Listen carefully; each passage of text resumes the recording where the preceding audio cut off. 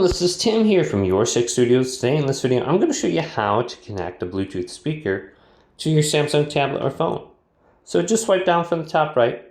Now you might see the option for Bluetooth right there. You can just hold down on it and go to it, or go to settings and go to connections.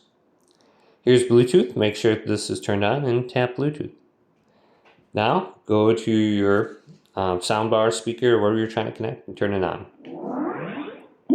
Whoop, it's turned on. Now go to the Bluetooth button here and tap that. Sometimes you have to hold it down, sometimes you just have to tap it. When this blue light is blinking fast, we can go to scan now. So you can see blue lights blinking. Here's sound cord 2. I bought this off of Amazon for like 37 bucks. I love this little speaker. Okay, so it's connecting and pairing. Sometimes it doesn't connect or pair.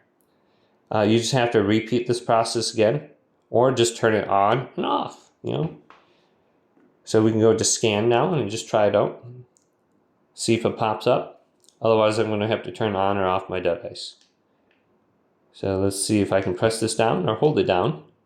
See if it pops up under available devices now.